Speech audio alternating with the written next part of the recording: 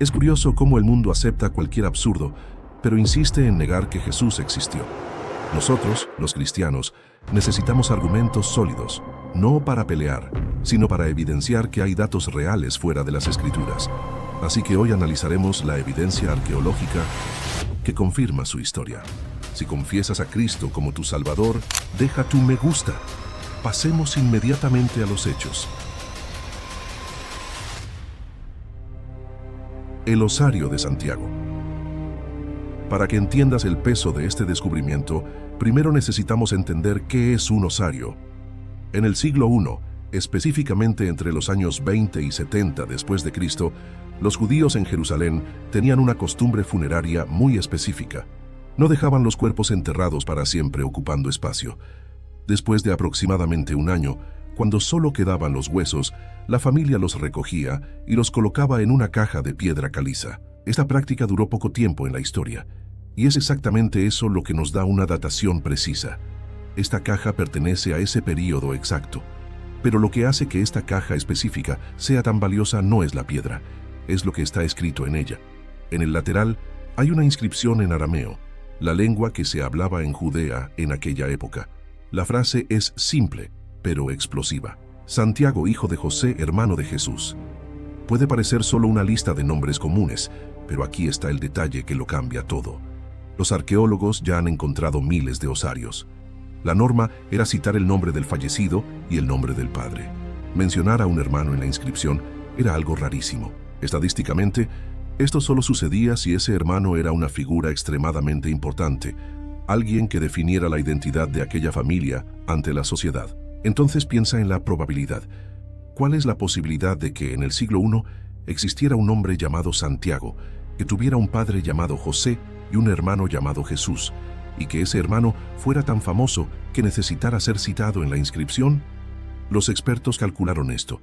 La probabilidad de que sea solo una coincidencia es estadísticamente minúscula. Claro, cuando este descubrimiento salió a la luz, el mundo académico se incendió. Hubo mucha desconfianza. ¿Será que es falso? ¿Será que escribieron hermano de Jesús recientemente solo para vender la antigüedad? El osario pasó por uno de los procesos más rigurosos de la historia de la arqueología. Fue llevado a juicio en Jerusalén. Fueron 7 años de análisis. Los geólogos examinaron la pátina, esa fina capa de envejecimiento natural que se forma sobre la piedra a lo largo de los siglos. El veredicto fue técnico y decisivo. La pátina estaba dentro de las letras de la inscripción. Es decir, la frase hermano de Jesús fue tallada en la misma época que el resto, hace 2000 años. Esto se alinea perfectamente con la historia. Flavio Josefo, un historiador judío del primer siglo, registró que Santiago, hermano de Jesús, fue muerto en Jerusalén alrededor del año 62 o 63 después de Cristo. La fecha de la caja coincide, los nombres coinciden, el contexto social coincide. Tenemos aquí, muy probablemente, la tumba del hombre que lideró la iglesia de Jerusalén y que creció en la misma casa que Cristo. Es la arqueología confirmando el texto bíblico. Catacumbas de Roma. Estamos ahora debajo de la ciudad más poderosa del mundo antiguo, mientras allá arriba, en el Coliseo y en el Foro, los romanos celebraban a sus emperadores y dioses de mármol. En el subsuelo, una revolución silenciosa estaba ocurriendo. Estamos hablando de las catacumbas de Roma. Imagina una red de túneles excavados a mano en la roca volcánica, extendiéndose por cientos de kilómetros. Era húmedo, oscuro y claustrofóbico. Pero, entre los siglos segundo y cuarto, durante los peores momentos de la persecución, este fue el refugio de la fe cristiana. A diferencia de los romanos que quemaban a sus muertos, los cristianos enterraban sus cuerpos, pues creían en la resurrección física traída por Jesús. Y es en las paredes de estos pasillos estrechos donde encontramos la próxima prueba. Si iluminas estas paredes con una antorcha, no verás el miedo a la muerte. Verás una explosión de arte y esperanza centrada en una única persona. Los arqueólogos encontraron miles de inscripciones. Son simples, muchas veces escritas con prisa o por personas sin mucha educación formal, pero el mensaje es consistente. Jesús es el Cristo. Cristo es vida. Vivas en Dios Cristo. Pero lo más fascinante aquí no son solo las palabras, son los códigos. Como ser cristiano era un crimen, ellos desarrollaron un lenguaje secreto visual. Ves el dibujo de un pez. Para un soldado romano era solo decoración, para un cristiano era una contraseña. En griego, la palabra pez formaba las iniciales de la frase Jesucristo, Hijo de Dios, Salvador. Ves un ancla. Parece un símbolo de marinero, ¿cierto? Pero mira bien, el ancla contiene una cruz escondida. Era una forma de dibujar la crucifixión sin ser arrestado. Ves la imagen del buen pastor, un joven cargando una oveja en los hombros.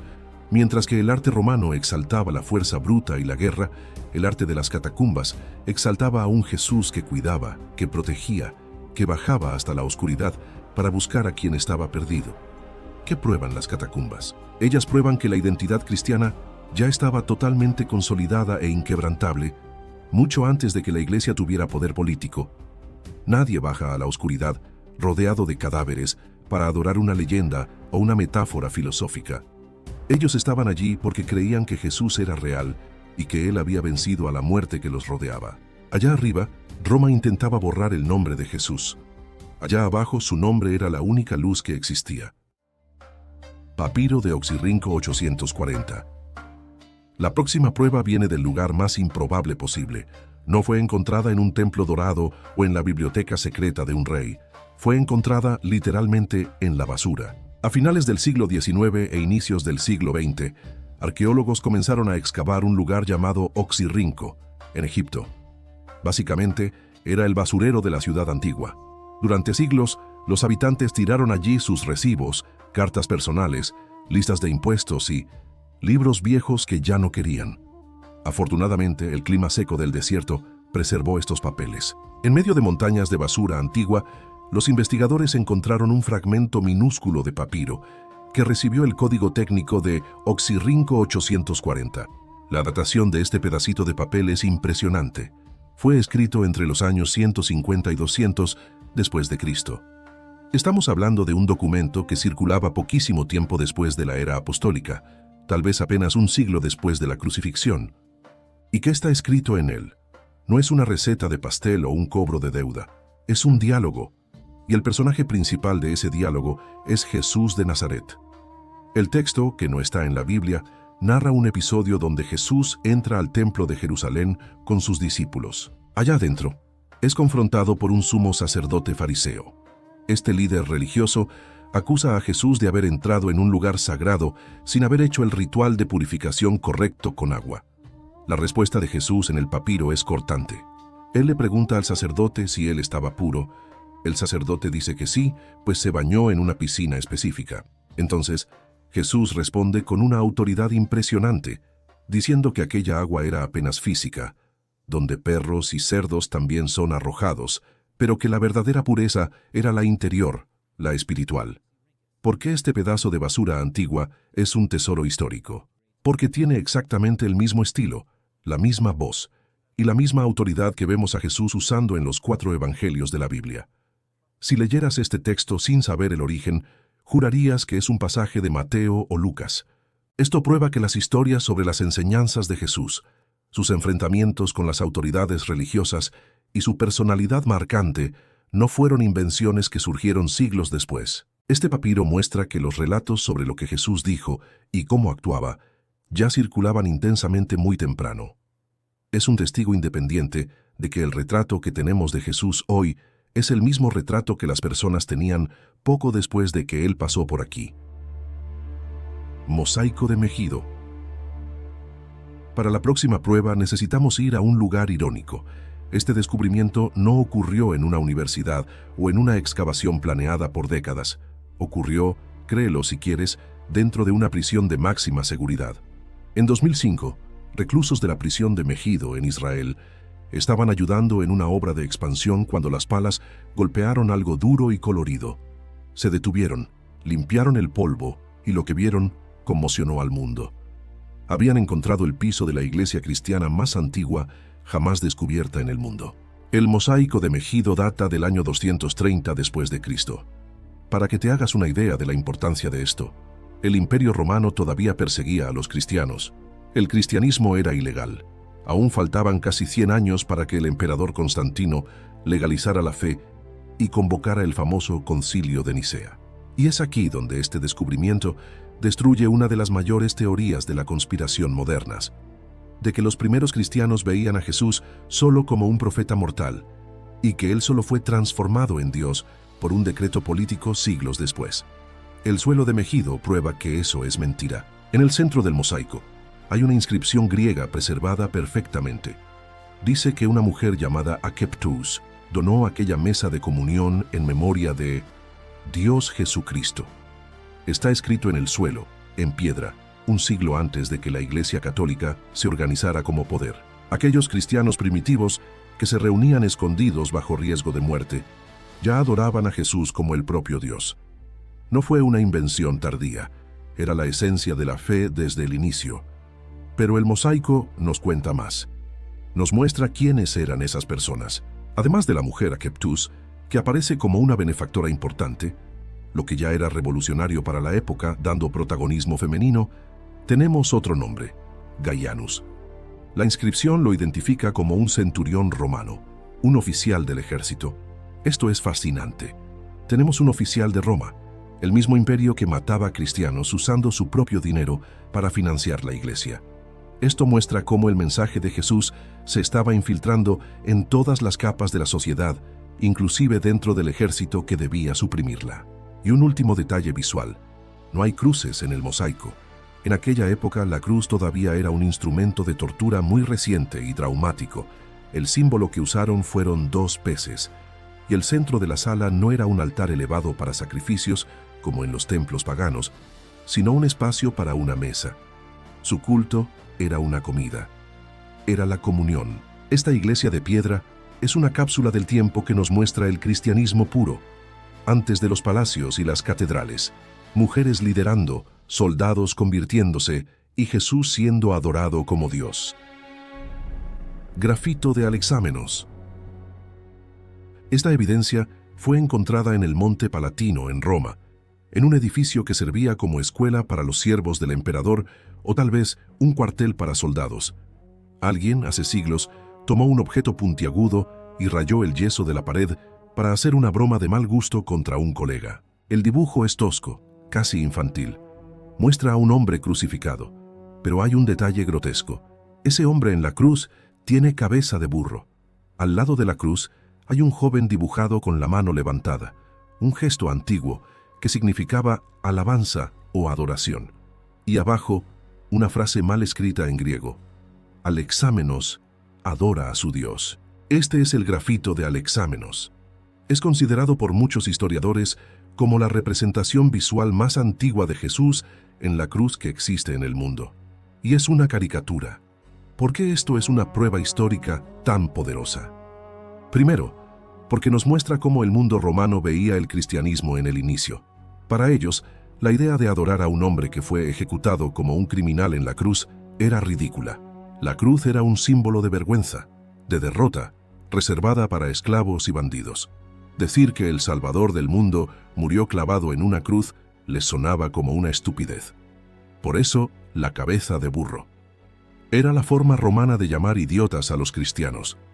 El autor de ese dibujo quería humillar al joven Alexámenos, pero sin saberlo, terminó dejándonos una de las mayores evidencias de la historia. El grafito confirma 3 hechos cruciales que los escépticos intentaron negar por años. Confirma que cristianos reales vivían en Roma en el siglo II. Confirma que el centro de su fe era la crucifixión de Jesús. Y lo más importante, confirma que Jesús era adorado como Dios. Pero la historia tiene un final emocionante. En una sala cercana, los arqueólogos encontraron otra inscripción, probablemente escrita por el propio muchacho que fue objeto de la broma. Su respuesta fue corta y digna: Alexámenos es fiel. Es una imagen poderosa, un joven solo, rodeado por la burla de la mayor potencia del mundo, manteniendo su fe registrada en la pared. Tumbas cristianas en Siria. Ahora vamos a las fronteras polvorientas del Imperio Romano, en la región que hoy conocemos como Siria, cerca del río Éufrates. Estamos hablando de ciudades antiguas como Dura Europos y Palmira. Eran lugares de comercio, de mezcla de culturas, pero también lugares donde la vida era dura y la muerte estaba siempre cerca. Y fue en los cementerios de esas ciudades, datados del siglo III, que la arqueología encontró una de las pruebas más humanas de la existencia y de la divinidad de Jesús. Imagina caminar por estas tumbas antiguas. No encuentras grandes monumentos de mármol pulido, encuentras piedras simples, marcando el lugar donde padres enterraron hijos, donde maridos enterraron esposas. Lo que está escrito en esas piedras no son discursos largos, son gritos de esperanza. Las inscripciones dicen cosas como «Victoria en Jesucristo», «Aquel que descansó en Cristo», «Jesús, ten misericordia». ¿Por qué estos epitafios, estas frases de tumba, son evidencias históricas tan valiosas? Primero, porque nadie miente en la lápida de quien ama. Cuando entierras a alguien querido, escribes tu verdad más profunda. Escribes aquello que te da esperanza de ver a la persona de nuevo. Además, estas inscripciones muestran una valentía silenciosa. Recuerda, el Imperio Romano exigía lealtad total a sus dioses y al emperador. Al grabar Jesucristo en la piedra, aquellas familias estaban diciendo: nuestro destino eterno no pertenece a Roma, pertenece a Jesús. Ellos definieron la identidad de sus muertos no por la profesión o por la ciudad donde vivían, sino por estar en Cristo. El Talmud judío. Hasta ahora hemos mirado piedras, huesos y paredes. Todo eso es arqueología. Pero ahora la investigación cambia de escenario. Vamos a abrir los libros de aquellos que, históricamente, más motivos tenían para borrar la memoria de Jesús. Estamos hablando del Talmud judío. Para quien no lo sepa, el Talmud es una colección gigantesca de escritos rabínicos, compilados entre los siglos III y V. Contiene leyes, tradiciones y debates religiosos de los judíos. Y aquí está el punto crucial. Los autores de estos textos no eran admiradores del cristianismo. Al contrario, veían el movimiento cristiano como una herejía peligrosa que estaba desviando al pueblo de Israel. Los rabinos antiguos podrían haber elegido el camino más fácil, decir que Jesús nunca existió. Podrían haber dicho que era una leyenda, un mito inventado por pescadores locos. Eso habría acabado con el cristianismo de raíz. Pero no hicieron eso. No podían porque la existencia de Jesús era un hecho demasiado público como para ser negado. En vez de eso, el Talmud menciona a Yeshu, Jesús, varias veces. Y lo que dicen es fascinante. Primero confirman su muerte. Un texto famoso del Talmud, Sanedrín 43a, dice que Yeshu fue ejecutado en la víspera de la Pascua. Eso coincide perfectamente con la cronología de los evangelios. Segundo y más impresionante, intentan explicar cómo Jesús atraía a tantas personas. El texto dice que fue condenado porque practicaba hechicería y engañaba a Israel. Detente y piensa en el peso de esa frase. La Biblia dice que Jesús hacía milagros por el poder de Dios. El Talmud dice que Jesús hacía hechicería. Nota que los enemigos no niegan lo sobrenatural. No dicen él fingía hacer milagros. Admiten que cosas inexplicables sucedían a su alrededor. Para el historiador esto es oro. Significa que incluso quien odiaba a Jesús fue forzado a admitir que él era un operador de milagros y que fue ejecutado exactamente como la Biblia dice. Los papiros griegos. Estamos hablando de una colección de textos conocidos como los papiros mágicos griegos. Imagina que encontraste un libro de recetas antiguo, pero en vez de recetas de comida, tiene recetas de hechizos, rituales, curas místicas e invocaciones de espíritus.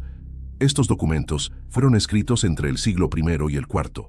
Eran usados por hechiceros paganos, personas que creían en varios dioses y que no tenían ninguna relación con el cristianismo. Y es aquí donde la cosa se pone extraña. En medio de estos textos, encontramos fórmulas para expulsar demonios y curar enfermedades. Y en medio de invocaciones a dioses egipcios y griegos, aparece un nombre que no debería estar allí: el nombre de Jesús. El texto usa el nombre de Jesús como una palabra de poder. La fórmula dice algo como: yo te conjuro por el Dios de los hebreos, Jesús. ¿Por qué esto es una prueba histórica tan fuerte? Piensa en la mentalidad de un hechicero de aquella época. No estaba interesado en teología, en salvación o en amar al prójimo. Él era práctico. Él quería un resultado. Si tenía que expulsar un espíritu maligno, usaba los nombres que sabía que funcionaban. El hecho de que magos paganos usaran el nombre de Jesús prueba que, incluso fuera de la iglesia, incluso entre los enemigos de la fe o personas totalmente ajenas a ella, la fama de Jesús, como alguien que tenía autoridad sobre el mundo espiritual, era indiscutible. Ellos reconocían el poder incluso sin seguir a la persona. Esto confirma de forma impresionante un relato que está en la Biblia, en el libro de Hechos capítulo 19. Allí cuenta la historia de algunos judíos que intentaban expulsar espíritus malignos usando el nombre del Señor Jesús, diciendo: en nombre de Jesús, a quien Pablo predica, yo te ordeno que salgas. La arqueología encontró exactamente eso en el papel. Estos papiros prueban que el nombre de Jesús no quedó restringido a un grupo pequeño de fieles en Galilea.